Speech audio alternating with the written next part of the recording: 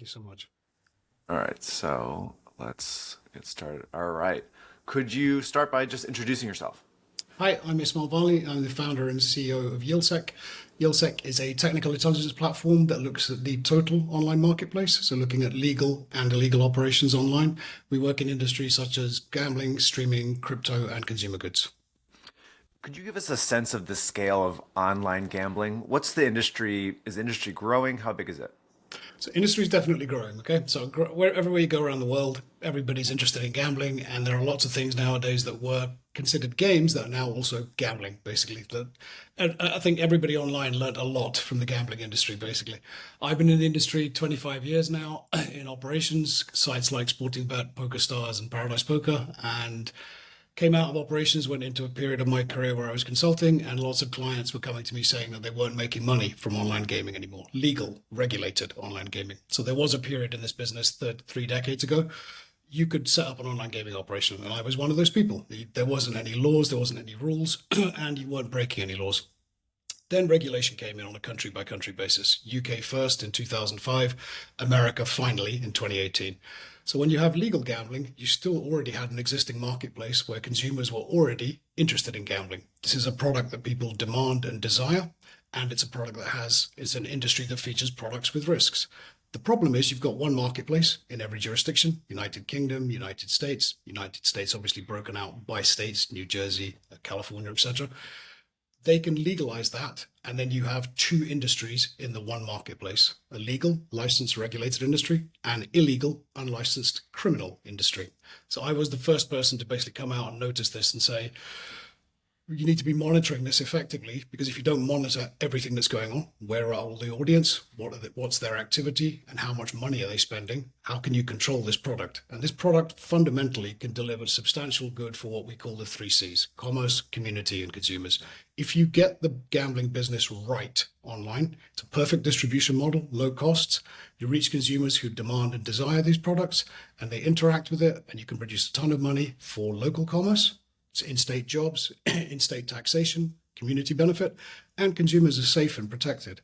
What you have now is a free-for-all where the legal guys are regulated and policed, but nobody's been looking at the illegal guys. In terms of scale and size, to answer your question, right now around the world, basically there's $5.7 trillion a year wagered just on illegal gambling. Legal gambling is absolutely dwarfed in comparison, okay? So this is a David and Goliath kind of contest between these two. So illegal gambling has all the products, meets the audience wherever they are, doesn't pay any attention to rules, laws, taxation, nothing to do with age limits. We don't care if you're 8 years old or 80, we'll take your money, okay? So they get around all of the KYC rules, know your customer, they get around all of the age verification stuff, ID verification, and they fundamentally understand in illegal gambling, if people are interested in sports, they'll be interested in gambling, and we can subvert your attention of sports, your cultural affinity with sports. We can turn that into money.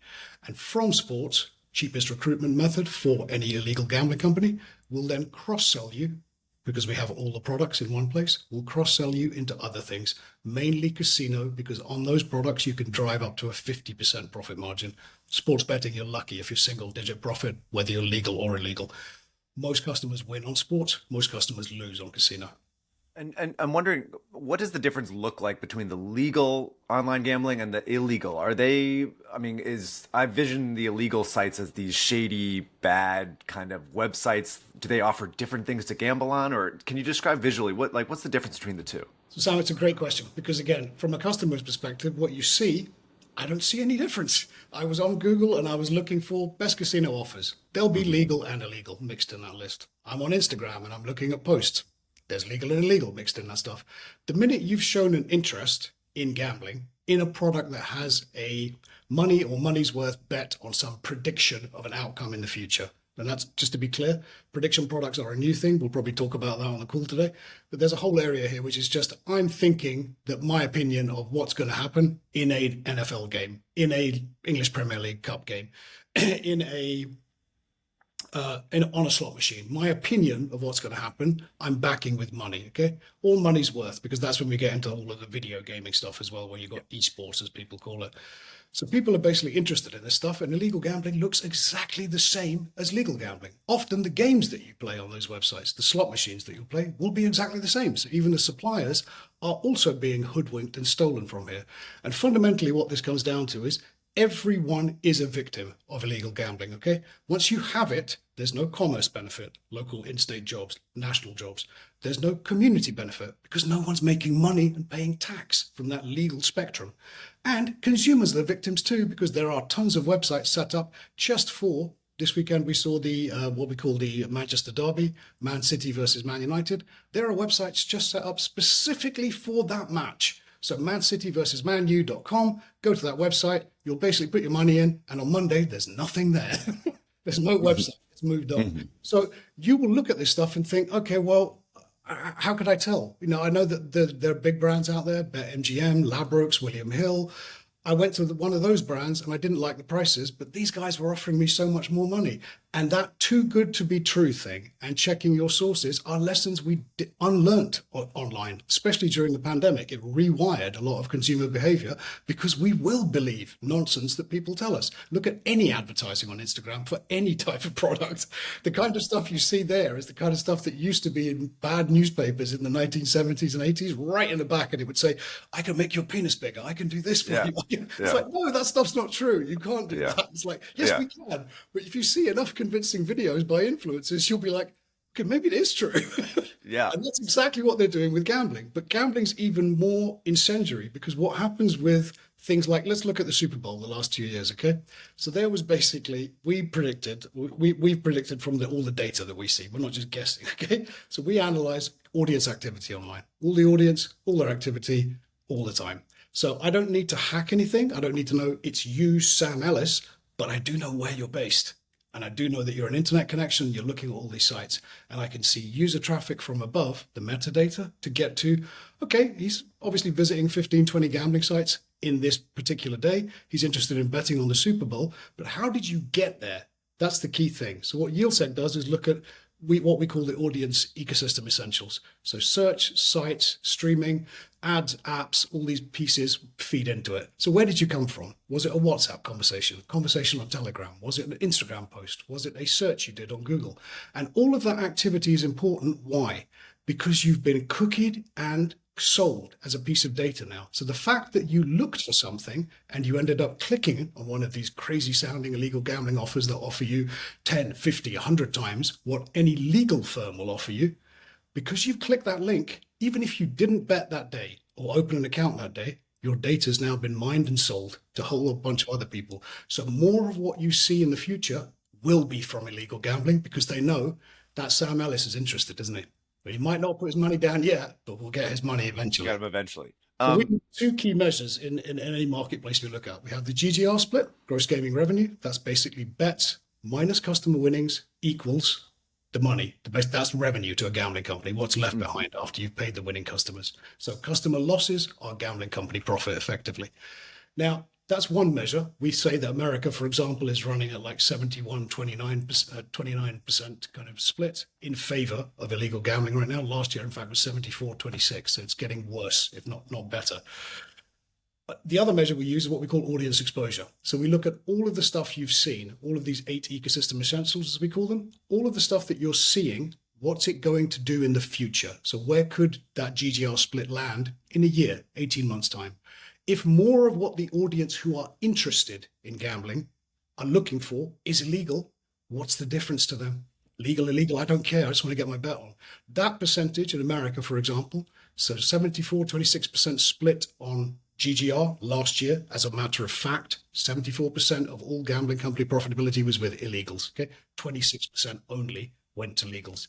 And to put that in size, that's about $23 billion is what's coming into the legal, and about 67 is going to illegals on that one. So you're saying the illegal companies are doing a pretty damn good job, just operating almost as a legal company. Effectively, these guys, again, when I come out as Yieldtech, I came out at the beginning of this 5 years ago when we first started, and I'd bought an ex-military platform that was used for finding terrorist content, things like beheading videos from Al-Qaeda and ISIS. It was the only thing I'd seen that could find content at scale and basically go, it's not just about the websites, it's about everything, how you get there. It's the granularity of how audiences moved and how audiences herded effectively online. So how do I go from something I was interested in? I heard that Taylor Swift appearing at the Super Bowl last year might get me 10 times my money if she's wearing pink lipstick. So I'm interested in that bet. That brought in 23% of the audience betting on the Super Bowl last year in America, of American consumers. 23% were women. We've never seen those kind of splits before. It's usually about 5, 6, 10% of women kind of betting on something.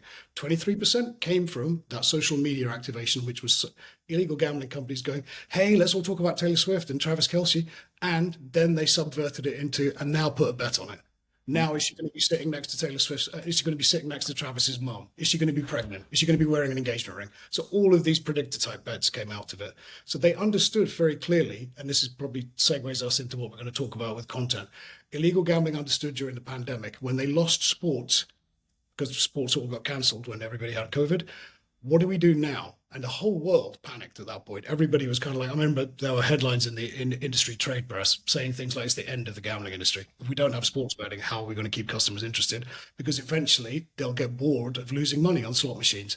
And there's no variation in play. If you lose sports betting and it's just casino, you'll be like, okay, dude, I've lost my mortgage payment. I can't do this anymore. It's $10 a week kind of hobby betting type stuff that gets you customers and builds profitability and loyalty.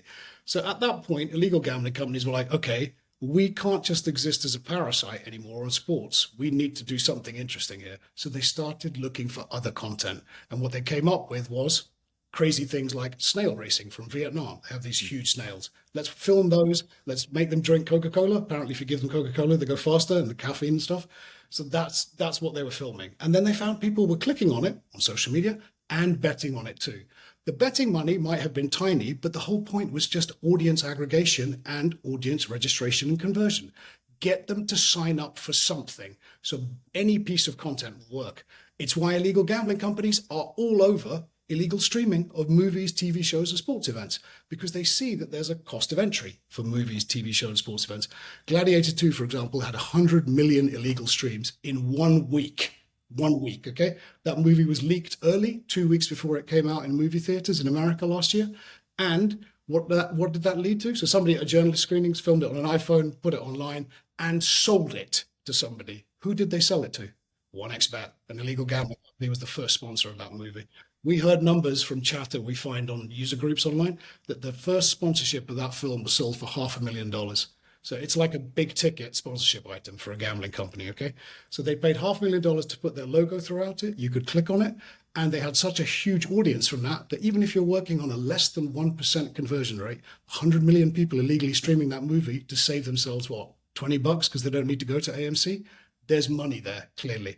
So you might well be dealing with an audience that many of those would never have gone to the movie theater, but you're dealing with an audience now that gambling companies are not used to these kind of massive conversion numbers where you could say we sponsored something and we saw 100 million people click on it. That's insane. Okay. Illegal gambling companies are all over illegal streaming because it's such a mass market audience. Bring everyone here. It's like having a World Cup every and the kind of people I imagine that would go to illegal gambling as well. If you're streaming an illegal movie, you're probably willing to go to an illegal gambling site at the same time. But you don't know they're illegal. That's the thing. And the way that we see audience, if you're under 30 years old, anywhere in the world, you look at illegal streaming as, well, I just wanted to find that content and I search for it and it's there. I don't know that it's illegal. And also the other question that audiences don't ask themselves is, I never needed to pay for anything and they're not asking me for anything. There's no registration even on a lot of these sites. So how are they making money out of me? I'm not the fool here. These guys, you guys are all the fools. You should be illegally streaming because it's free. It's not free. Okay, just 1 point on illegal streaming. Illegal streaming is never free. What's going on in the background, Yieldtech monitors for all of this, is Bitcoin mining, processing. They're using your machine processing power. So just a quick example of this.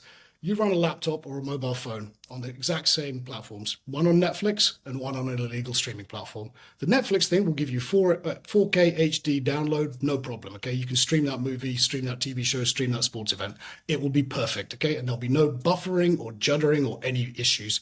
You run the same show that's been ripped off and put on an illegal streaming site, it will run with delays. You will have to click 20, 30 times during that film, TV show, sports event to get the thing to carry on playing for you because it's interrupted by gambling ads all the time.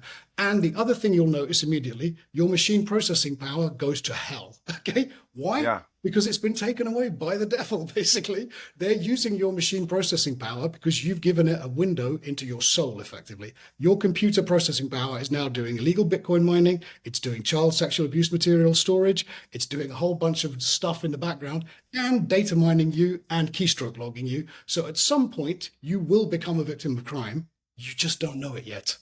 Wow. That's what it's doing. That feels like a whole nother video. I didn't know that at all. Yeah, the streaming stuff is shocking. But again, there is a horrible nexus between illegal gambling and illegal streaming that came up during the pandemic, where illegal gambling basically was like, we don't have anything to show people. Then they were like, okay, people are all watching things like TV shows, and why don't we advertise there to get them to slots? That was working a little bit. But then they came up with, hold on a minute, any form of content works. So we put our logos, we put our links on any old crap on illegal streaming, and there is literally everything on illegal streaming. Any show you can think of will be on illegal streaming immediately. Big new show at the moment is a Tom Hardy TV show called Mobland. Mobland airs, I think the initial episodes come out every Sunday on Paramount Plus. The new episode comes out on a Sunday at midnight Eastern time.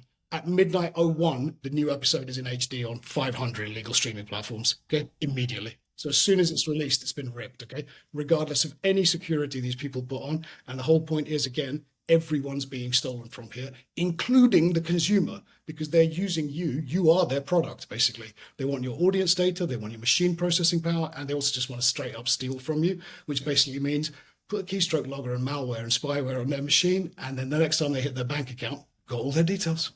Yeah. And that's there's a whole tale of selling that stuff. So we can talk about that in the future. Yeah. I want to talk about 1xBet. So you've talked about legal and illegal. Where does 1x? Let me answer one thing for you, Sam, on that point. Do customers know the difference between legal and illegal gambling? No. Yeah. It all looks the same. I came to it via a whole bunch of different things I was doing, my online activity, search, streaming, social media, and I got to something that basically said you can get a $500 sign-up bonus today, and you can bet on these events, you can play these slots, you could win the lottery. I believe it because it looks exactly like all the other stuff. So 1xBet. Yeah. You've talked about legal, illegal. Where does it lie? So this is an interesting point because I call this out on the basis of what is illegal gambling? If you are not licensed in the jurisdiction you target, are accessible in, and transacting in, if you are not hitting those TATs, as we call them, targeting, accessible, transacting, if you're not licensed in the place that you're taking the money from, you are a crook, okay? Period. That's it. So it's really simple here. If you're available in that place, you've done something active to get your website seen. So I've done deals with affiliates who basically help advertise my product. I've done things like taking advertising deals that use cloning and masking to make sure that Google, Facebook don't know I'm advertising gambling, and I get under the radar with them. I do things like illegal streaming, and I bought sponsorship for the American audience, the Indian audience. Those are all forms of targeting.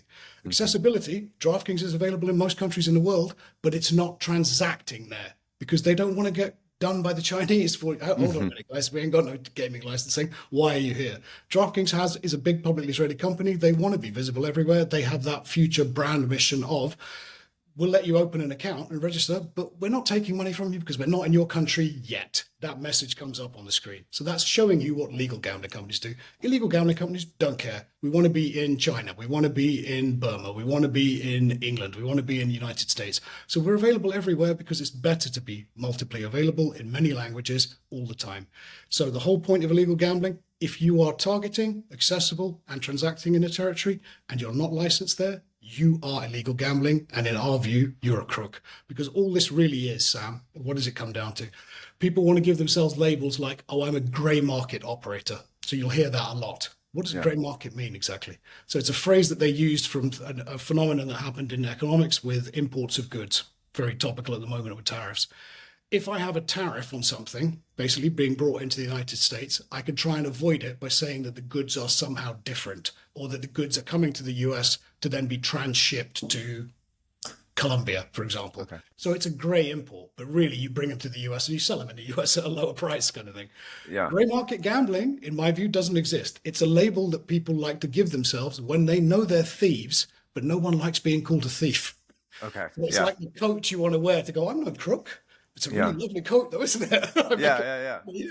It's a designer coat, definitely, but I'm nothing more than a criminal because basically I'm doing something whereas I didn't want to come to this country and tell them I'm a gambling company. Why? Because you probably wouldn't have got licensing because when you looked into, you've probably got a ton of criminal records, convictions in your background, and people know that you're a crook who's had bad practices elsewhere in the world.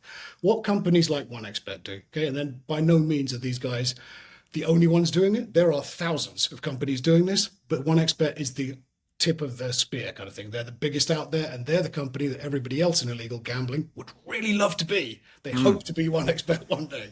So there's a split in how we look at the world of illegal gambling. There are what we call legacy illegal gambling companies, people like OneXBet. Been there for decades, been around for a long time, have a little bit of licensing here and there, even had licenses in places like the United Kingdom at one point, then got thrown out for a whole bunch of what are you guys doing? You're running a really weird operation here and you're not paying much tax. And, oh, we're not making any money, I swear. But you were kind of making a ton of money. They also do a ton of licensing in places like Curacao and Malta and the Isle of Man. Now, not to be down on those regimes, but those regimes are all questionable, okay? Because you can buy a license fairly easily. There's not much oversight and checking of what your practices are, what your business is, who your directors are, who your staff are, do they have criminal records, all the stuff that you would go through if you went to New Jersey and talked to the Division of Gaming Enforcement, that you would have if you went to the United Kingdom and talked to the United Kingdom Gambling Commission. You have to go through checks. That's the whole point of regulation. So when you get licensing from places like Curacao, Malta, the Anjouan island of Anjouan, part of the Comoros Islands, you go and get licenses here, you're just buying off the shelf, setting up a white label, it's ready-made, casino, sportsbook, poker room, and you're open for business immediately. We see advertising for firms that do white label supply deals. We'll get your license, we'll set you up with an online website. You just give us the brand you want. We'll set up all the branding for you too, get your games, get your payment processing. We'll get you up and running in 2 weeks for $50,000 in. You'll be making 10 grand a week within a month. Okay, Yeah. That's how this works. Yeah. It's a very low cost of entry to be a crook, basically. And why do you need licensing? Very good question. Okay. Why do you need licensing in these weird places like Isle of Man, like Malta, like Curacao? Why do you need licensing there? Is it because you want to look above board to customers? Is it because you want to be part of a regulated industry? No, it's because you want access to bank accounts. You want to put your money somewhere.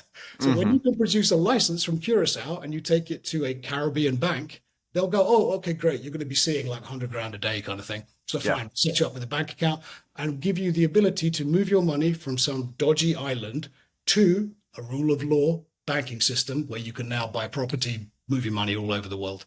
That's the point here. It's a game, okay? So all of this stuff with licensing in these jurisdictions, question why they take licensing on. Is any consumer out there going, oh, well, I see that you've got an Isle of Man license. I see that you have a Curacao license. I know that those are wonderful regulatory regimes and they're constantly in the news for busting on firms that are corrupt and don't have good customer practices. Ever. When have they ever fined anybody? When has Curacao ever said, oh, we really need to look into some people? Curacao did one thing in its 30-year history. An interesting point on Curacao. Curacao was the first regime in the world, to have gambling regulation. From when? 1995. Okay. Right. So what happened in 1995, and you might think, oh my goodness, it's like the most historic gambling regulated regime in the world. It was set up by people involved in crime, who basically, according to the BBC, okay, BBC investigated this and said there was a meeting with a Treasury minister in the mid-90s who had a gun put to his head and was told, give us gambling regulations, sign this piece of paper, and now there are going to be 6 master licensees, as they're known. Those master licensees have the ability to issue sub-licensing. And that's what Curaçao's gaming regime is based on. It's Yeah. basically 6 headline license holders who have issued hundreds of thousands, if not millions of licenses at this point, under a sub-licensing system that's never been approved by the government. Curaçao is now trying desperately to kind of backfill this and say we're going to change everything. And that's been going on for the last 3 years. We've been hearing about change in Curaçao. Nothing's really changed, however. So all of these companies still have licensing there. And we see this revolving door between Curaçao and Malta, where Malta went on the FATF, Financial Action Task Force, grey list in 2019. There was a rush of applications to Curaçao the same week. Okay. When Malta came off the Financial Action Task Force list a year or so later, there was a rush back to Malta again. So there's this revolving door between regimes to go, I just need to get somewhere that allows me to do the payment processing. So if I have a license, I get bank accounts. If I have bank accounts, I get payment processing. That's the game here. And it's the same reason that regimes like Isle of Man exist. It's the same reason that Anjouan's got into this, because they're like, Curacao and Malta make a lot of money out of this stuff, so why can't we do it too? And I understand, okay? If you're a regime that has a very limited income for GDP, what do you do? And if you can turn your island, the island of Anjouan, into a kind of, well, we can just be selling these things for 50 grand a pop, licensing, then there's tons of companies, hundreds want to come here. So there's nobody looking at what these companies are doing, but what these companies, having a license in Malta, Curacao, what does it allow you to do? So being licensed on this grey market basis, which is nice to say, I'm not a thief, that's what I'm telling you these things are for. If I'm licensed in Malta, does it mean I can go to France and start selling people gambling? No. Even though Malta's in the EU, it's got nothing to do with it. You need state-by-state licensing, nation by nation, state by state. That's the point. Targeting, accessible, transacting, you need a license in the place you're targeting and taking money from. Malta doesn't allow you to do that. Malta's license also doesn't allow you to take money out of Malta either. Yeah, So anybody in Malta with a license, anybody with a Curacao license, one of the first conditions you'll see on that license is don't do anything nasty here. Yeah. They're not telling you could do other stuff elsewhere, but they're just saying you have a license here, but it's a meaningless license because that license doesn't allow you entry into Malta. That license doesn't allow you entry into anywhere else in the world. Everything is jurisdiction specific. So these licenses are purely means of moving money and means of payment processing. So what makes 1xBet illegal is that, so you said, okay, they have this license in Curacao or whatever. What makes them illegal is that they're also then targeting and taking money from other countries in the world? So put the license to one side. You have a license because it means you can move money. You have bank accounts, you can do payment processing. That's why licensing in these places exists. It's not so that you can open the door on, I got my UK gambling license. Why? So I can do gambling in the UK. That's the point of getting a UK license. If you then go to what are they doing elsewhere in the world, all these illegal gambling companies get licensing somewhere just because they need to be able to move money and provide payment processing from customers from all over the world, okay?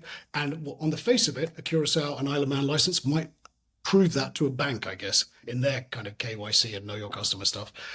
All these companies are unlicensed generally, as a rule, in jurisdictions that they're available, transacting and targeting, okay? So if you look at 1xBet, it's available in a whole bunch of countries where it has no licensing whatsoever, even though those places have very strict license regimes. So 1xBet went into the UK. Why? Because it was great to get a license at one point and then sponsor a bunch of things and then get told off and get made to leave, which took years for them to be thrown out of the UK. And then when they did, are they still available in the UK? Well, officially, no. 1xBet.com is not available because the regulator blocks it. But there's a thing called mirrors and redirects, isn't there? Which is what Yieldsec brought to the world as well. We were like, okay, there are thousands of websites out there. If you look at America, America has 95 legal online gaming companies. 95, okay? How many illegal ones are there? 917, okay? Why? That's a low number generally for most marketplaces because America's a very settled, illegally dominated marketplace. Its competition was done decades ago. If you look at marketplaces in Europe, some of these marketplaces are running in the thousands of operators because they realize regulators are very quick to catch up with this stuff. Many of them use people like Yieldsec to basically find what's out there. We tell people this is what you need to be blocking this week, today, on the next Super Bowl, on the next NFL game.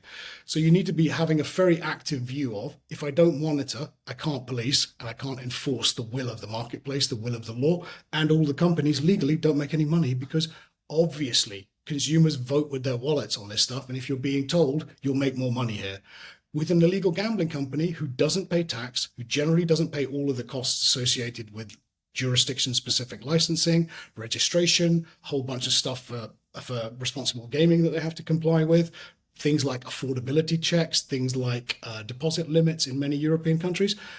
Illegal gambling does not have any of that. It's the black mirror of what the legal gambling world is. So illegal gambling basically just says, we don't care if you're 8 or 80, we'll take your money. We don't care if you're poor or rich, we'll take your money. We're not asking any questions other than email address, phone number, and money now.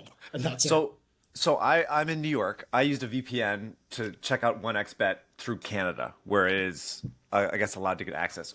What is anything there illegal? Is the fact that 1xBet was available in Canada illegal? Did I do anything illegal? So using a VPN, let's just talk about that for a second. You're using a VPN because you're an investigative journalist. So you want to see if you can access the website. Sam, you don't need to use a VPN. There are hundreds of mirrors for 1xBet across every territory in the world. Okay? When you say mirror, can you describe what that is? Mirror is basically 1xBet.com is blocked in the United Kingdom because 1xBet lost their license there. 1x Slots is not. 1xByte is not. 1x1234579.com is not. So basically, how do I get to that URL as a consumer? Am I psychic? Do I know that they changed the URL because they lost the last one?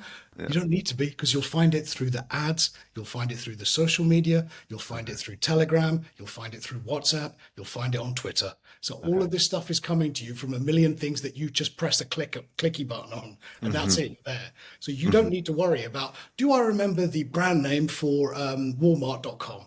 You don't need to know that Walmart.com exists. You just need to know where to buy stuff. And there's basically, okay, these people are selling something, click. These people are selling something, click. And you end up there.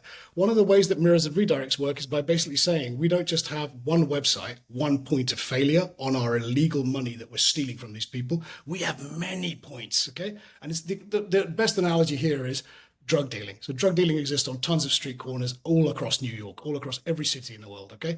If the police go and mob one street corner and say, okay, there's no drug dealing anymore, it doesn't mean that drug dealing stopped. It just stopped on that street corner because no one wants to get arrested and go to jail. But it doesn't mean that you ended drug dealing. It's exactly the same on the internet. Just because you take down one website, it did nothing to stop the business. That business is basically already ready. A business as usual strategy for illegals is be multiply available all the time. And since most traffic nowadays is through apps, Sam, I don't need to care what the website address is. I don't need to know that 1xbet.com is where I should be going. I can be sent anywhere. The app can be updated by something as simple as a text message coming to your phone. That SMS message has access to your registry the same way that an app has access to your registry. Because you downloaded and installed that app at some point that you were interested in betting with 1xBet, you basically, even if you deleted the app now, okay, that thing, that text message you received, and we see a lot of this nowadays, all of us get anonymous text messages saying things like, hey, hi, I haven't seen you in ages, let's meet up for a drink, and we just delete them. Receiving that message updated your registry to send you to a new place next time you open the 1xBet app. So it will constantly be available. So unless you understand the way the beast works here, this is how crime works. Always adapt, always be changing, never stay in the same place for too long, because then you get caught with the money. And this is a game of pass the parcel where you're constantly going, get the money here, move the money there, move the license there, constantly move things around. So nobody really knows. I don't even know where these guys are based. Legal, illegal, I don't care.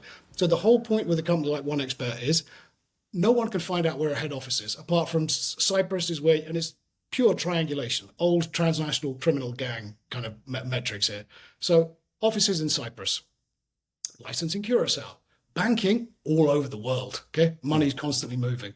Doing sponsorships, big ticket sponsorships like Barcelona Football Club, okay? Because you just offered them so much money that they couldn't say no to you, okay? And 1xBet will sponsor literally anything. Somebody uncrossing their legs could get sponsored by 1xBet so long as it's got some footprint on social media. So sponsor anything, even if it's the proceeds of crime like illegal streaming is, sponsor it. Why not? Okay, we've got a massive audience from this stuff. So this is an organization that basically it's in their lifeblood to just keep moving, keep eating, keep feeding, keep finding new territory. It's the worst kind of beast out there because it basically rolls out, dominates everywhere.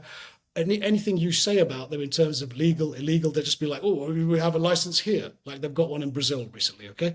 And many governments will be on that point where it's kind of like, if you look at the problem of who's taking the money from our marketplace, legal or illegal, 1xBet will be up there in the top 3 brands, generally in most countries you go to. Okay. So for a licensing regime like Brazil, I'd appreciate you're going to be on your knees kind of going, maybe we have to just license these guys because they're 30% of the marketplace. So maybe we have to license them just because otherwise you're leaving the biggest elephant outside the room. And you Yeah. kind of have to do something about it. So there's a piece here, which is, can you kill them? And if you can't kill them, maybe you have to convert them. So Mm. OneXBet is one of these, as I said, legacy illegal brands that's at that tipping point in its own evolution, I think, where it's like maybe their future is wanting to convert and become more legal. Right behind them, however, are hundreds of wannabe OneXBets. Okay. BC.Game, for example. So BC Game, sponsors of Leicester City recently. These guys are basically going out there to say, we want to be that company. BC Game was thrown out of Curacao, okay, at the end of last year. So they had a Curacao license. Curacao heard a whole bunch of noise about this company, and Curacao were like, okay, maybe we should look into this company, and maybe we should do something, because the Dutch government's all over Curacao, Curacao being part of the Kingdom of the Netherlands officially since 2010. So Curaçao's basically kind of getting a lot of heat politically, Yeah. and they're like, okay, the Dutch keep hassling us about this, we need to do something about this. BC Game was one of these companies that was just beyond the pale in the nature of its operations. So everybody around the world, there was just fires going off everywhere during 2024. Problems with this company, whole bunch of abuse, whole bunch of gambling addicts playing on it, whole bunch of kids playing on it, just scandal after scandal. BC Game decided to deal with this by basically going, okay, the press release is coming out on Monday from the Curacao government and the gaming regulator. We're going to put a press release out on a Saturday, and we've got great social media footprint. So we're going to say Curacao has a hostile gambling regime. So screw you guys. We don't want anything to do with you. Yeah. So they left. And you've never seen that kind of beyond the pale criminal behavior before. Yeah. Now that brand, BC.Game, is not licensed anywhere in the world, not even in one of these kind of euphemism license places. And Okay. I kind of liken this to like, you're using that license to cover the genitals of your criminal shame. It's Yeah. all that these licenses are good for. And Yeah. that's what BC Game did. And then they came out with this press release at the end, just before Christmas, saying, we want nothing to do with Curacao. They're hostile. They're crazy people. It's like, oh my goodness. So we've gone out of the room here to a place where these people are literally willing to be brazenly lie and just go, Yeah. we want nothing to do with you. But they're not licensed anywhere else. So BC Game is literally, OneXBet wouldn't even do that. OneXBet always wanted at least the touchstone of, we're licensed somewhere. Mm-hmm. That doesn't mean you're clean. It just means we've got something we can kind of go, look, it's a license. It's amazing. Okay. DC Game decided we don't even need that anymore. And it kind of worked, because what's happened for them, they're still operating everywhere. They're still making their criminal money, but nobody's saying anything about it. So YieldSec obviously works with stakeholders across the gambling piece, legal stakeholders. We help them make the money they should. Stop being stolen from is the main thing here. And this is what I look at this thing and just call it, this era we're living in is the great illegal gambling robbery. Everyone is in the illegal gambling business. It's just stealing from you. And what, do you like it? Do you like being stolen from? Because normally we'd be like, oh, I can't go to that part of town anymore. I can't do the things I was doing that made me a victim of crime. And what you were saying earlier about, do I have to, when I look for illegal gambling, do I have to be looking in the bad part of town, bad part of the internet? Do I need to go to the dark web? No, not at all. This stuff is in plain sight all the time. So when you look at something like the Taylor Swift conversation on 2 years running of Super Bowl now, that literally hijacked an American religious event almost, is the way I see the Super Bowl from Britain. The way that Americans love the Super Bowl, love the NFL, every single game in the NFL season is like, it's like a heavyweight contest of the world. So you have a really short, concentrated sports cycle, and one form of crime was able to completely hijack that for the last 2 years via the means of exploiting Taylor Swift and her kind of proximity to the event. So they made it all about fun betting, but that fun betting takes you to dark places when you end up with illegal gambling. So outside of where OneXBet is accessible and where it's located, I'm curious. I'm looking at the website, and I think I do a lot of animation in these videos. I want to kind of give people something to visualize. And I'm visualizing this OneXBet website as kind of this ecosystem. You have slots. You have regular sports betting. I can bet on PSG versus Liverpool or whatever. Those seem to me, apart from where the website's located or whatever, those seem to be like kind of legitimate things to bet on. Are there products on OneXBet that are illegal, that if OneXBet were to say, we want to be a completely legal casino, they wouldn't be allowed to take bets on? So that's a very good question. So look, in terms of So we touched on VPN point, which I wanted to finish on as well. So VPN, just let me finish on the VPN point for you, okay? VPNs generally, you're using that because you're a journalist, okay? And Yeah. you're thinking, how do I get access to the site to get screen grabs and show people?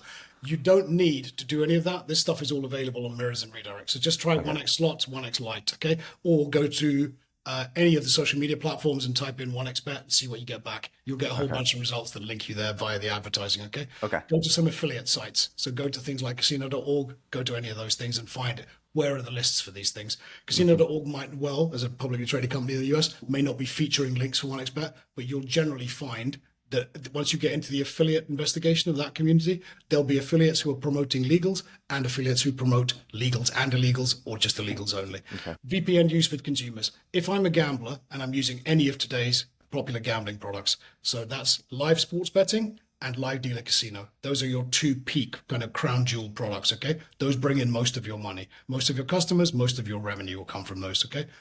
If I use a VPN with those products, I am screwed. You won't be able to get your bet on because a VPN adds latency. Latency means time. Time is not what you have when you're gambling. So if I'm trying to get on the next spin of a roulette wheel that's being played live, don't use a VPN. You can't. Okay. Okay. If I'm trying to bet live on sports and it's about the next basket that's going to be scored by the LA Lakers, I will not get my bet on. And Yeah, that's yeah. fundamentally frustrates customers. So VPN use died for gambling about 8, 9 Okay. years ago. Okay. So nobody needs to use that stuff. And illegal gambling understood that. Don't even try. Because 10 years ago, you'd see tons of affiliate and adverts for illegal gambling companies who would give you a free subscription to a VPN. Right. It doesn't exist anymore. Okay. Okay. VPNs you don't need to use. Mirrors and redirects exist to get you there. So the whole point of this is, where are these sites based? They're based everywhere. So there will be mirrors and redirects of sites all over the world at all the internet hub points. If I'm an organization like 1xBet and BC Game, I will be everywhere that the hub points are to make sure I can get audience to my products immediately. Now, in terms of content and with the games that people like playing. So yes, they love playing slots. Yes, they love playing live sports betting. Okay. And they also love playing, electronic games too, which is just you versus a computer game version of blackjack and stuff with random number generators behind it. If I'm an illegal gambling company, you as a consumer don't know if any of that stuff is real. Okay. Yeah. We've seen illegal gambling companies running things like the illegal streaming of Fury versus Usyk, the two heavyweight boxing contests of the world last year. Illegal streaming brought you the fight because it cost $75 to watch it on TNT otherwise. Okay. Most people don't have that kind of money just lying around. So people got the fight free from illegal streaming, courtesy of illegal gambling. Open an account with one of our illegal gambling partners. You can watch for free in full HD kind of thing, Okay. with the logo scrubbed out for TNT and Sky Sports and everybody else kind of thing. So, which is horrendous that even the advertising gets changed on the canvas of the ring. They even have video layering software now where they can basically say, we'll put an illegal gambling brand on the canvas rather than the official sponsor, whether that was Budweiser or whoever. We'll put an illegal gambling brand there. Same thing in the World Cup, same thing in the Euros recently we saw as well, that they're overlaying advertising on the illegal streams. So if I'm using illegal streaming to get me that audience, we noticed that some of those illegal streams were running with delays, Sam. So some of the fight footage was a minute, 90 seconds delayed from the live broadcast. They were still offering you betting on stuff that they knew the outcome of. Okay. So they knew that somebody went down in the third round. They were still offering you betting, asking if it was going to happen, and you could still place those bets. So illegal gambling now understands consumers you might be able to convince consumers that what you're watching illegally, the stream you're watching, leads you into a whole area now where you trust us so much, you'll be convinced about putting bets on, even though in the real world, those things have already happened. Okay. So they know the outcomes of those things. So there's a whole area here where people are interested in. I want to get to the biggest audience possible because the dumber the consumer, the more money I'll make out of them. Right. The less familiar they are with these products. Live sports betting is like a roulette wheel on a sports event that's taking place in real time. Yeah. If I don't know what I'm doing about how many yellow cards will there be, how many penalties will there be, how many red, I don't know what the hell I'm doing with these bets. Yeah. Will the next free kick go left or right of the goalkeeper? All this kind of stuff. So if you're interested in sports and you're following those things, there's just a great gambling product, a risk management product. If you're just a random punter who came in via illegal streaming, who came in via social media, you're not educated in this stuff at all. And that's a problem, okay? And illegal gambling exploits that. So I want to get to these kind of weird live stream sports. I was just on the other day. Obviously, they're pretty easy to find on 1xBet. Obviously, if you just go lower on the menu, you Yeah. can. I found these 2-on-2 soccer games, these almost ping pong games. I saw this game yesterday. Bellingcat hadn't even seen it. It was basketball on ice skates, so it was called Frostball. Um, and it was, I mean, it was bizarre. I mean, on the bright side, the guys look like they're kind of having fun. In most of these games, the guys do not look like they're having fun. I'm curious. You've seen these before. Before we Yes. get into what they serve, what's your impression of them? Were you surprised to see them on something like 1xBet? So just to put this in context, we were the first people to call this out. So YieldSec monitors everything around the world. So any form of gambling content, we're looking at it. We have AI, machine learning, and expert human teams looking at this stuff. When this first came up a few years ago for us, two things. Okay, team were coming to me and saying things like Barbara Streisand's a really popular bet at the moment. And I was like, hey, you guys, this must be a.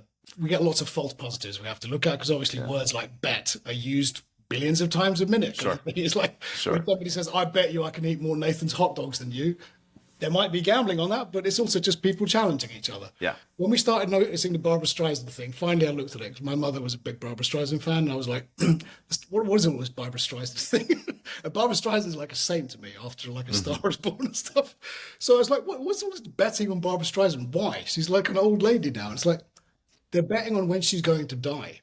So this was coming up on predictor marketplaces. So what we call celebrity death pool bets were on there kind of thing. So these always flame up massively after there's any death, like the guy from Friends last year, Matthew Perry. Was it Matthew Perry? The guy from Friends, when he died, that these markets go through the roof. So there's a whole area there where they're exploiting this proximity to celebrities or sports events to basically drag in huge audiences from social media.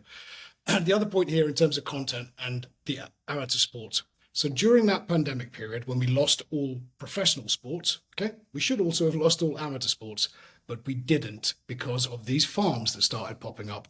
These farms have always been there, okay? They're supplying a certain type of content. So we'd seen this right at the beginning of YieldSec back in 2020 when we were first started looking around, monitoring various marketplaces and trying to collect content and say, okay, how can we build a system with AI tech and expert humans to monitor this, assess it effectively? We were finding this stuff coming out of places like the Far East for things like cockfighting, chicken fighting, effectively. Okay, so we were finding that even though these sports were banned legally in the countries, it was popping up in places like Vietnam and Thailand. This stuff was existing still, and it had gone into an underground place of even if you had. So there'd be a land-based premises that's offering bare knuckles boxing or offering cockfighting, and now it's basically all streaming to the internet as well. So people realize there is some heavy market betting on this stuff, so we can make money here. So people started taking that content, and then the pandemic hit, and now that content was up there as okay. Well, this is like the Euros of soccer just got cancelled, so let's have the World Championship of Cockfighting instead. Let's see if we can film that because we can do it in a car park and nobody's there and we can just get some webcams and it's ready.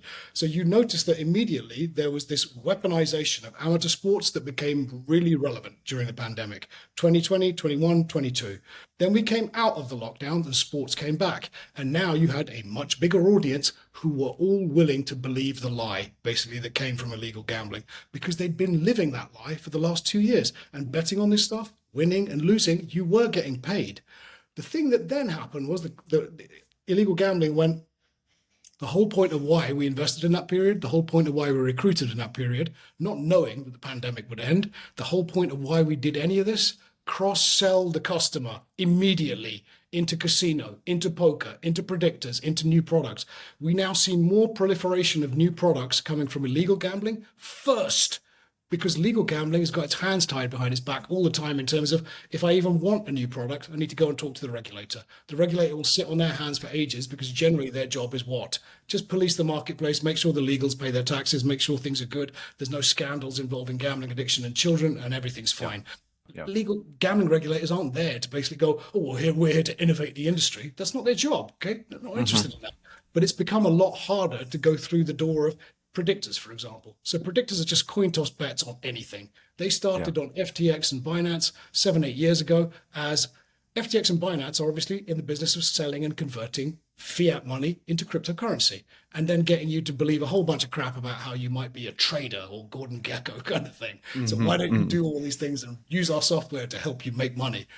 But then they realized that, okay, people are a bit bored of this because when they realize that they're not a stockbroker and they realize they don't have the training or the attention span for this stuff and they're not making money, they lapse. So what brought them back was user-generated content. When will Barbara Streisand die? What will happen in the NFL? Will Trump get elected? So all these coin toss bets and then selling them as, oh, you're not gambling, you're trading, you're investing, you're taking care of business. So you convinced a bunch of young men that this, they'd argue with their girlfriends over, I'm not gambling. I'm taking care of the family. This is investing. This is something serious, And because it's got a lot of line graphs and all this kind of crap with it, you kind of think, hey, I'm like a master of the universe. I'm like Warren Buffett. You're not, okay? Yeah. But yeah. it was convincing. Illegal gambling saw that and went, me likey. So they jumped right on top of this one. So they basically took this stuff from FTX and Binance. And again, bear in mind with FTX, when that scandal occurred and the firm collapsed, 15% of their value, if you look at the court filings, was tied up in predictor products. So they realized, those financial platforms, the fintech platforms, they realized this is incendiary kind of clickbait content that will keep them coming back. So whereas we can sell them currency conversion into Bitcoin and stuff once a month if we're lucky. We can sell them trading on a stock once a quarter, but we can sell them these predictor bets 20 times a day. That's the thing that kept them coming back. Same way that social media grew out of what? Once you got bored with social media and watching things like all the people I used to go out with, all the friends I don't have anymore from high school and stuff, you got bored of it. So what did the Facebook do? Bought Zynga and gave you Farmville, okay? And Words with Friends and all this other stuff. So it's just a form of, how do I get loyalty out of the audience? Well, you used to like her when she was 14 years old. Now she's fat and old, the same as you are. And now you can play Farmville with her. It's wonderful. Yeah. And cryptocurrency did exactly the same thing. It was, nobody's really that interested in this stuff in their core, okay, unless they're a crypto pro. But how do you get the mass market here? Give them betting. So that's what predictor bets are. Connect that to these sports betting farms for me. Is it that, connect that feeling? Like, what are you saying that these sports are actually just kind of more addicting to get people back in? It's having what they realized during the pandemic, all illegal gambling realized, when you lose real sports content, professional sports content, you need to replace it with something else because the audience just want something. So any form of content works. So having amateur sports, it works at two levels now. Having amateur sports replace filled the vacuum that was left when professional sports was cancelled during the pandemic. Then amateur sports became this new learning that they got from it was people want to feel professional about betting. People want to feel safe about their betting. And people also want to have that justification and legitimization bullshit that we all convince ourselves of when a wife or girlfriend tells us, darling, we haven't made the mortgage payment this month. And you want to go, well, I haven't been gambling. That's the last thing you want to be accused of. Also, you never want to be accused of gambling. Why? Because now in Western regimes, if you're getting divorced or something, if somebody accuses you of having gambled, you're no good with money anymore. You're going to get the financial settlement finding against you because of it. In some countries like the UK, if you've ever gambled, it will go against you on a loan application, on a mortgage application and stuff. So some places you don't want to be seen as gambling. So they had to put a new legitimization and justification term on it. So trading became that name. Okay. And that's what predictors do. Predictors are telling you that they're not really gambling. They are basically financial futures is what they are. So everybody's believing that, I'm going to get my braces and slick my hair back and I'm Michael Douglas in Wall Street now. You're not, okay? But everyone's willing to believe this stuff, and illegal gambling is selling it to you as that stuff, okay? So they're trying to convince you that all this stuff exists. On the amateur sports piece, why does that exist now? So amateur sports filled the vacuum during the pandemic, had some content for people. I don't believe, and from our monitoring, much of that was making anybody much money, but the learning that came from it was interesting. The learning that came from it was, again, any form of content converts. So get any form of content out there, okay? Steal it, make it, film whatever you can, and make it into something that's gamified. Make it into something that's basically got betting opportunities on it. But it's like a what happens next or a spot the ball contest in a newspaper from the 1950s. This is the modern equivalent of that, effectively. Okay. So any amateur sports content was interesting, but now's where you go through the dark circle of it, okay? So any amateur sports content might be interesting. Snail racing from Thailand, 14-year-old girls basketball from Ukraine, And that's the thing that's interesting here, because they Yeah. realized social media content, if it's sexy, if it bleeds, if it's funny, you'll get conversion. Okay. The 14-year-old girls basketball from Ukraine is disgusting because it's funny. It's kind of weirdly sexy at some points because all the outfits they tend to wear are way too tight for those girls Yeah. who are all blossoming through puberty. And it bleeds because in the background you could see artillery dropping from the Russians. Yeah. So it's like, Yeah. oh my goodness. So they've hit Yeah. this unholy trinity with that kind of content where they're going, now we'll offer betting on this stuff. Is the betting coming from it making tons of money for them? Not really, Sam. What's coming from, because we see that there's interesting audience conversion from social and peer-to-peer communications, Telegram, WhatsApp, and Signal. There's interesting conversion, tons. There's a mass market audience coming through to see these things, but it's clickbait. But the problem is once they get there, they see a little bit of 14-year-old girls basketball, a little bit of snail racing, then they'll move on. But now you've registered an account, and also you have been scalped as a customer. So the fact you clicked on that thing, your data's been collected. You will now find that everything you see from now on is infected by the people in that illegal gambling world who are wanting you as a customer. So it's like it's like you've literally been possessed by illegal gambling ghosts and you don't know how to be exercised because how do So you get rid these of that stuff? so these betting farms are kind of like the vacuum. Like it's really just to hoover people up. It's not going to generate a ton of money. It doesn't even, so that explains why they aren't very good games. Like none of these guys look all that excited to play. They're Is paid. it Sam, just generally, all of those yeah. things are paid. So we've again from YieldSec collecting all the content here, we find evidence of would you like to earn $20 an hour kind of thing. Not that Yeah. it's ever much. It's more in most countries where they're doing it. It's like, would you like to earn $2 an hour just to play soccer, just to play basketball, just to do Yeah, this? could you describe a little bit about how these operations work? So all of this stuff is basically peer-to-peer communications driven. Okay, so somebody will contact you and they'll be saying, okay, a lot of these things that you'll get for text messages on, would you like a job kind of thing, it's for stuff like this. They'll go around all of the sports leagues and teams and find the grassroots level where they'll get the children from, come and play these games. We've seen evidence from the Far East of collecting groups of street kids in places like Thailand and Vietnam and basically just hoovering them up and saying, right, you guys get into this sports hall and you just got to play soccer or ping pong or volleyball for the next 3 hours, okay? And it's all webcammed up. So they're basically recruiting people from whatever bad circumstances you're in. You can get out of it by your $2 an hour, 20 cents an hour, whatever they're paying to do this. So everybody who's playing their sports is generally paid. And it's interesting that you mentioned that all the people in these amateur sports seem happy. Do you ever see professional sports players looking that happy? They earn a ton of money and they're not happy. It's because they're told to look happy. If they don't look happy, they get either don't get paid. And at the worst end of this, when you're looking at some of the horrific stuff that came out of places like again the Far East generally, where some of the scandals of like 2,000-3,000 person slave farms that have been found there in Myanmar, where they're basically running entire studio facilities for illegal streaming of sports. So they're basically making up their own sports events. There is no real league here that exists. It's just a whole bunch of people that we've put together. We put some logos up on the wall to make it look semi-official. OneXBet are masters at that on their amateur feeds. It all looks like it's semi-official. Stuff from Ukraine, stuff from Myanmar, wherever they're getting their content from. Even the snail racing years ago, it had logos all the way around the edge of this. For obviously, people always laugh when I mention this, but the snail racing stuff was really well done because you can use a tiny, web camera is perfect for it. It's a fisheye lens. You put it on the track, and then this snail moves along after being made to drink a bunch of Coca-Cola. So it was insane. But again, people found it funny, but it created that thing of it's not about the betting on this stuff. It's any content converts. That's the point of this stuff. And you mentioned that the ultimate goal is to get these guys up into casinos and stuff, higher paying. Do you have any simple numbers for me? What's the margin of profit for betting on a sports bet versus a casino? Really easy. So sports bets customers generally win on sports, okay? Most customers aren't stupid. Gambling customer generally is a smart person, okay? They're willing to take risk on stuff and they also have money. So sports betting on favorites generally, because that's what you'll read about in newspapers and on social media. You'll bet the favorites and favorites tend to win unless the results go against customers. But most of the time results go for customers, okay? So you're lucky if you're making a single digit percentage profit margin on sports betting. 8-9% is about the average, okay?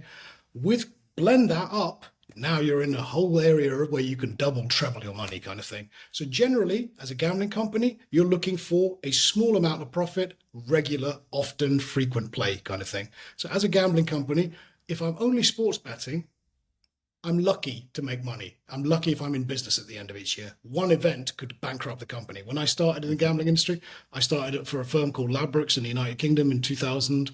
And basically, I was reminded daily, if this goes against us, this special offer that I was a marketing guy, if this special offer you're trying to push goes against us on the horse racing, on the football, the whole company's bust. Okay. And that was one of the largest bookmakers in the country with 3,000 shops. So we went from that retail into online. I was one of the first people to be part of that.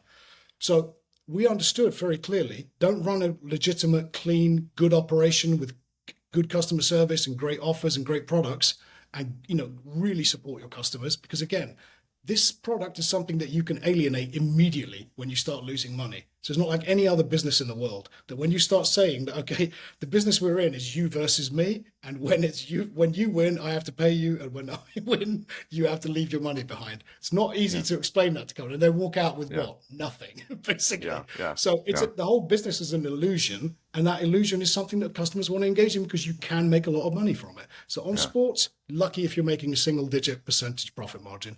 On casino, you can go into double, treble your money now. So you're in that nosebleed territory here of if you get customers to believe in the product on casino for long enough, you will make substantial money from them. So some casino products can run as high as a 50% margin, okay? But not for long because no one's going to be losing, $1 out of every two they spend. Nobody's going to sustain that kind of loss for long.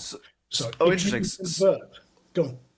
So having both keeps them inside, right? I'm someone I go, man, I'm really good at this sports betting stuff. I'm going to do casinos. And then at some point I go, I'm really bad at this casino thing.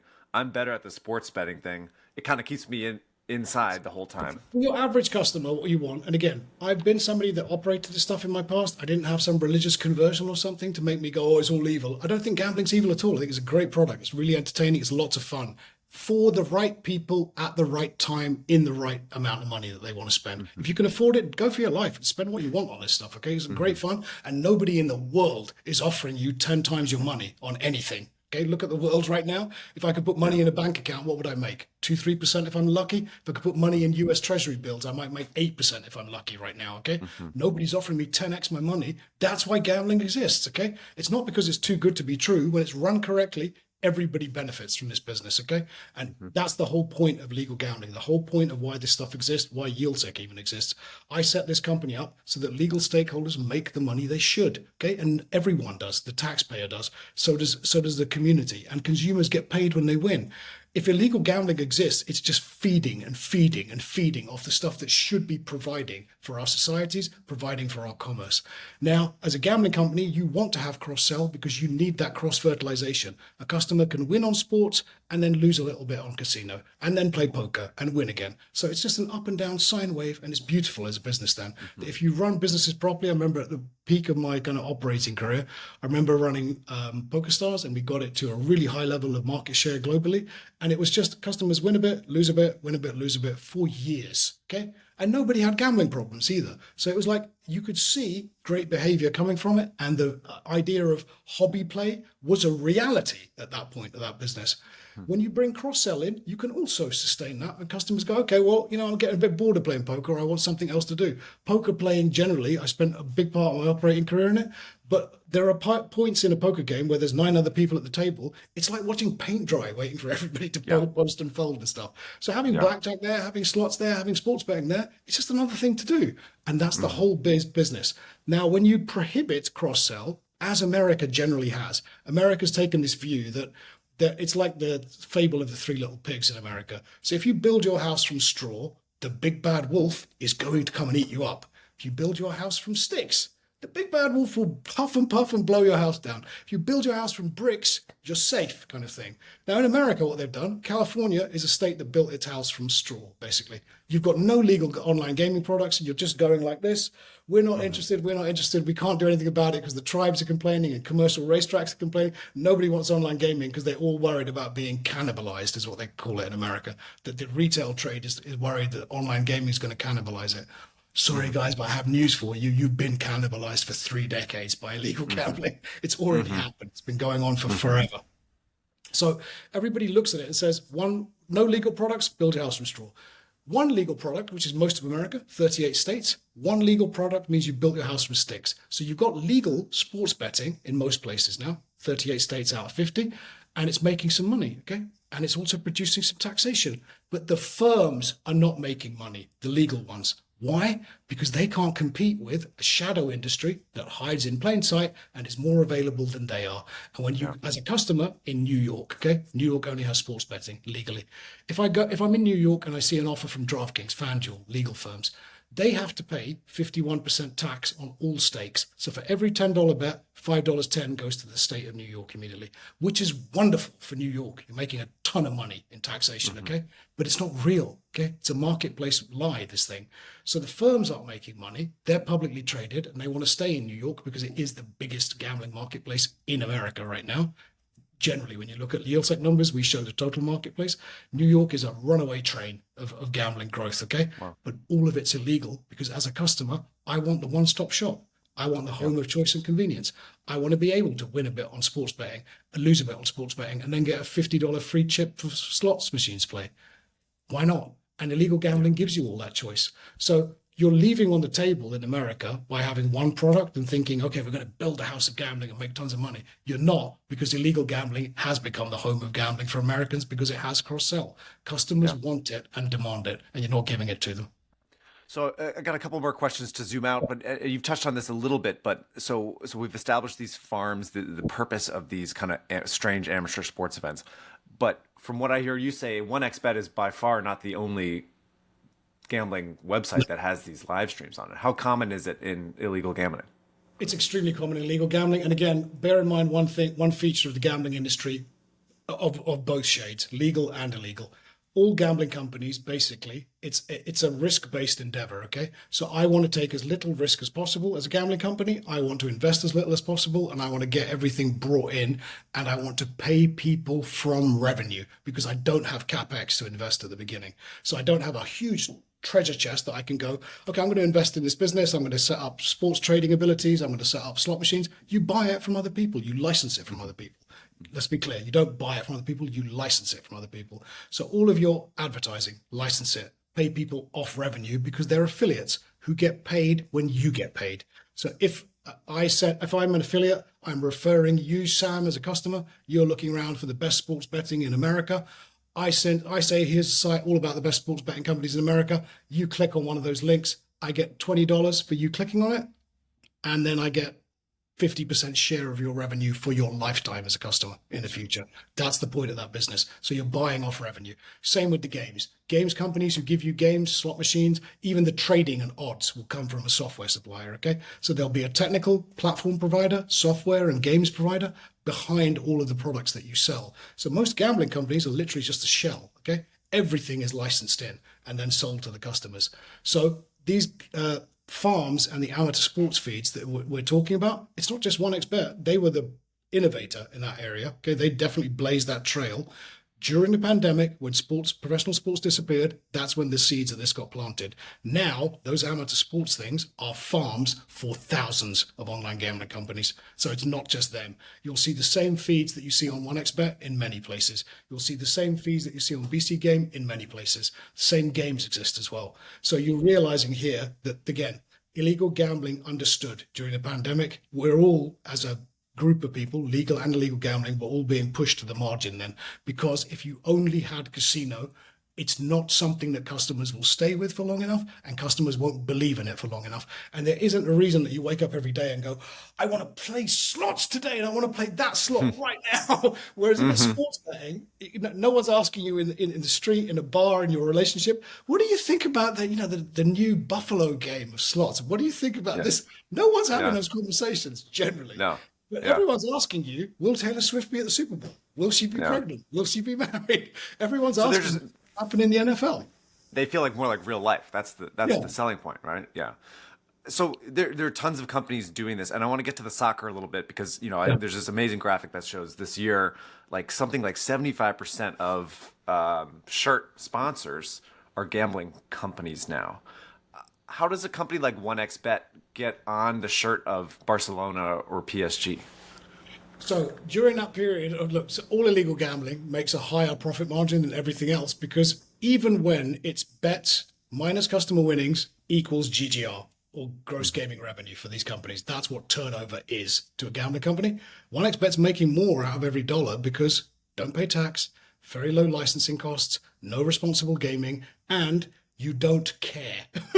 Is the other thing. So you don't Hmm. need to be out there like a publicly traded company who's kind of going, oh, we feel bad for gamblers and we're going to give some money to a gambling addiction charity. You don't do any of that kind of stuff. So all your Yeah. money is, again, one point I make to people around the world about this. When crime makes money, what does crime do with money? More Yeah. crime. Okay.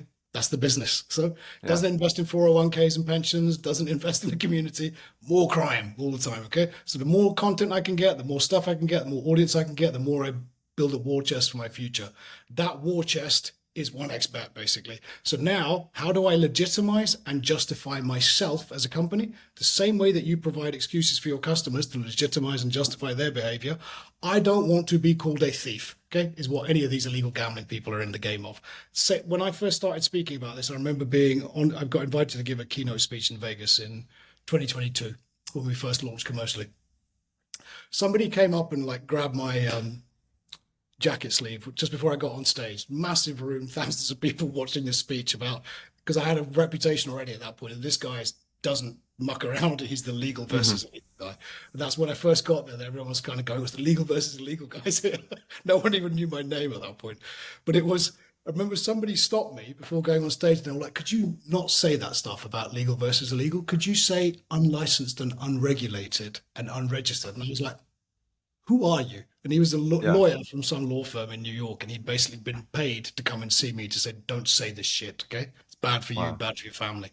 And I just went, it doesn't quite have the same ring as legal versus illegal, so It no, I'm not going doesn't. to shut my mouth. I'm sorry. Yeah. I'm Yeah. registered with blah, blah, all these Yeah. words and flapping my lips. It just didn't sound right. So I just said, no, I'm not going to do that. So I went on stage, gave my speech, and we went kind of viral then. That everybody was talking about, okay, these guys are able to see what's going on in the marketplace. They're not having to hack anything. There's no data protection breaches. They're just being smart and looking at things from above and going, where is the audience? Where's their activity? Look at it over time and estimate how the money's being spent. So when you look at any of these companies, they have built up so much money because they don't pay tax. They don't pay the normal costs of business. Okay. They license everything in from everybody. Okay. And it has a corrupting influence on things because now you've got sports events that are these even real amateur sports, or were they just made to be broadcast on some stream for 1xBet and thousands of other companies who feature this content online now, all of whom are in the illegal gambling game. Okay. All of them are. So why isn't that amateur sports content being featured by DraftKings and FanDuel? Because it's probably not very good and no one's demanding it. And why would you spend money on this stuff? Because it's slightly weird and predatory and strange.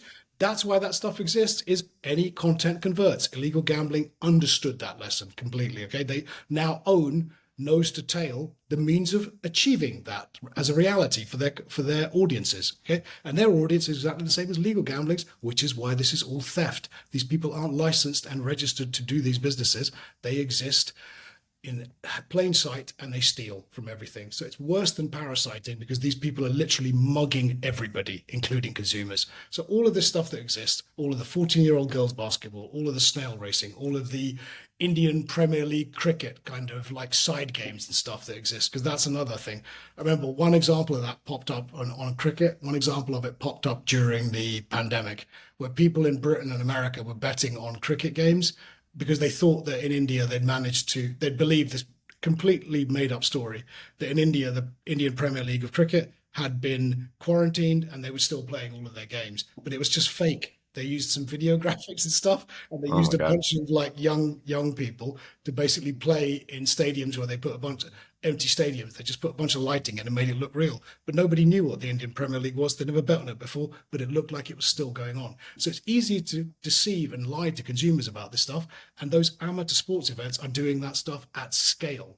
And the other piece of this that I didn't mention before, the other piece of that amateur sports stuff is just like the predictor stuff, where you're trying to convince the audience that you're a trader, you're different, you know these products, you're like a Gordon Gekko or a Warren Buffett, you understand finance and economics. As you've seen in the world in the past few days, nobody understands economics. All this tariff Yeah. stuff has just brought the world to a standstill in a few days, Yeah. kind of thing. Yeah. Yeah. So nobody has an inside track on this stuff. And no matter how well trained you are or professional, you can't understand the nature of chaos. You can just try and work with it sometimes. Those sports events and the amateur stuff, it may be more interesting to certain consumers because they can feel like if I watch it enough, the same way that you get people telling you nowadays things like they watch enough YouTube videos and they kind of feel like they've done a degree or something. It creates Yeah. this idea of I'm educated in it. I've done my research and my investigations. When you look at professional sports, maybe you feel like I don't know enough about it and it's all a bit rigged as a game because it's all about the people who own the NFL and the big athletes and the stars and those guys. But this amateur stuff, if you watch it enough, do you get convinced that maybe I'm an expert in it now? Maybe people start feeling that too. So I think the more niche you can make the content, you'll get a certain type of customer, not scale of volume of money coming from this, but you'll get a certain type of customer who gets very particular about I'm really good at that cockfighting stuff. I'm really good at Yeah. snail racing and children's basketball. I'm really great at all that stuff. So I want more of that content because you feel safer with it. You feel like you're a pundit, an expert on this kind of stuff. This ice hockey basketball game, I figured it out. Like I'm an expert, right? Yeah, you're basically you're self training and giving yourself a self-fulfilling outcome. But it's like one Yeah. example of early internet stuff I remember hearing. Like I remember being in an Uber about a decade ago, and a taxi driver was telling me, I was saying, "So how's your day?" and all this kind of stuff. He goes, "Well, I'm not a taxi driver. This is not what I do most of the time." I was like, "Oh, really? What's your normal job?" He goes, "Well, I'm like a history professor, really." I was like, "I'm sorry." I Oh said, no. that must be an interesting story. How did you end up as a history professor?" And he was like, I said, "Where did you study?" He goes, "Oh, no, it's all YouTube." So you Oh realize that no. people are willing to be convinced by this stuff. And I Yeah. think there's something in that with this amateur sports stuff where some people who've been losing money on professional sports betting of professional sports events now think, okay, maybe this amateur stuff I've got an edge in because I can know more about it than other people because it doesn't have all the ESPN anchors. It doesn't have all the Fox Sports guys. It doesn't have MSNBC telling me that I must be crazy to believe these Hmm. things because it's not real. And it doesn't have the athletes on X and Twitter and all the social media telling me that I must be stupid also. I want to have an opinion about something and I'm willing to believe the lie. So there's part of this, which is also the audience having been given this content and having maybe won money on it, maybe thinking, oh, it's more fair. It's not like the rig stuff when it's professional. So there's More part of this authentic. that illegal gambling is also playing on to kind of make sure have that content because it makes it seem like, well, as one expert, we're just the home of all sports. Amateur, professional, we don't care. It's about Mhm. your opinion. And that's almost taking that Fox News position of we report, you decide. It's an Yeah. interesting shift that they've done there. So Do your illegal own gambling, research. Yeah. yeah, illegal gambling's got that point where it's like, no, you're the expert, not us. And that's exactly what Fox News did to kind of convince a massive Yeah. part of the audience. It's not about having to have an editorial position like CNN do or the Washington Post used to. It's now about let the audience decide what they want to decide, okay? So long Yeah. as they keep watching and keep watching the TV ads, we're happy. We're making money, aren't we? And illegal gambling kind of got in that room too, of just give them whatever they want, okay? Any kind of product, and basically show them whatever kind of sport. Let them do whatever they want to. Let them make it what they want. And predictors showed you that it worked, didn't it? Because all this Hmm. audience-generated content with predictors doing things like Barbara Streisand dying, Taylor Swift being pregnant, what color lipstick. It's insanity when you look at those Hmm. marketplaces that there is an insane feeding frenzy around. As from Taylor Swift's perspective, the way that she was used by illegal gambling is disgusting to me. Absolutely Yeah. shocking to have seen that that was something that brought in, double-digit growth in female audience betting because of what her presence at that event. Just her presence was turned into illegal gambling fuel, basically. I got one last question for you. So we're looking at all this. There's a shadow industry within this illegal industry, and they've got their names all over football clubs. These football clubs don't seem to be asking questions or anything. Why This should comes it? back to, yeah, this comes back to Sam. They made so much money, okay? So much money in the last decade of illegal gambling, and particularly the pandemic. Pandemic was real good to illegal Yeah. gambling, okay? Where illegal gambling got scared, retreated, stopped investing, and then basically became, has also dealt with the double whammy of then being regulated even more because governments have realized there's a lot of gambling problems in societies now. But who are they Mhm. blaming? they're blaming legal gambling because they're the only ones you can blame. You can't Yeah. blame a bunch of crooks and start saying, "Oh my God, everything's out of control." It's like Mm-hmm. munch face emoji. It's like, what do we do here? Mm-hmm. So Mm-hmm. the Mm-hmm. people you can blame, the people you can control, are legal gambling. So you can just keep finding them, keep beating them up, keep bullying them. Illegal gambling is kind of just laughing, going, "Okay, no one even knows we're here. Yeah. They don't even want to talk about us." Then Yeah. Yieldset came along. We get death threats every week, kind of thing, Yeah. on a scale basis. The more we say, the more they threaten us. And my view of it is, the more I'm open about it, the better it is for me. Then you won't come kill me anytime soon. So I look at this stuff and go, illegal gambling made so much money out of this, and that's what they're doing now. Is basically going to football clubs, going to sports teams, and going, we can just buy our way happy here. So we'll pay you so much money that even the investigation, if it ever comes, will guarantee it for you. The law firms that you need to pay, we'll pay for them. So they'll pay themselves into this position of being, how could 1xBet be illegal? How could they be a criminal company if they sponsor FC Barcelona, mate? So I have that thrown at me at every conference I speak at. Somebody will be like, "Oh, no, hold on, mate. How can that be an illegal gambling company? They sponsor FC Barcelona. They're huge, mate. They're all there. Yeah. They sponsor Paris Saint-Germain. They're all over the place." Yeah. Yes, they do, don't they? They do sponsor those companies, but you can't really blame the sports teams. They're in the business of selling their assets for the highest price. Anyone would take the money, okay? Unless there's a law preventing it. And there is no law preventing it, so that's why this stuff exists. But do you think these clubs are helping legitimize some of these companies like 1xBet? I'm sure you could easily level that at any of the sports teams. You could easily level that at the athletes. You could easily level it at any social media influencer. Some influencer who's a good-looking girl or guy on Instagram who has 500 followers has got a gambling promotion deal. Why? Because they were offered one. Because they had a few followers of the right type of demographic followers for them. Okay, so anybody who's in that game of taking the money, at a point in life, a point in society, everyone takes the money, okay? And this is the problem with the sports area is, unless you make it a criminal offense for them to take money from these companies, because they can basically say, look, we're just promoting a brand, we're not available in your country anyway.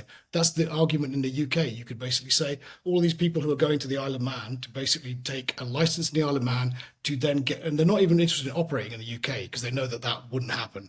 They get the license in the Isle of Man because it gives them a back door into the UK so they can buy sports sponsorship. That's why they do it. Okay. So basically, there's this kind of, it's the China shuffle through the Isle of Man, where basically you get a license there to target China. You need to be on Premier League football games or Division 1 football games, and you want to buy perimeter boards. You can't buy perimeter boards unless you're somehow licensed, and the Isle of Man allows you entry into that game. So basically, you'll notice that loads of Premier League games have this kind of Chinese character, Cantonese characters on the perimeter boards, the LED screens of the games. And it's like, I've never heard of these gambling brands. And if you try and access most of them in the UK, you can't.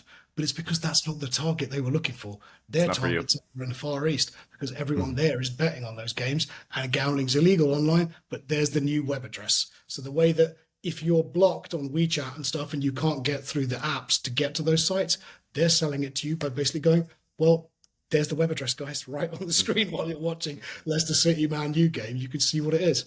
So there's a piece of this which is crime corrupts, and crime has corrupted sport to that extent. Now we're also, crime has gone full circle on this to basically say, we're not just corrupting sports by offering everybody tons of cash here. We're also corrupting it by just bringing you stuff that you think is sports, but it's not sports. We made it all up. That's great. I'm going to leave that there. I love that last quote. Great. I'm going to stop the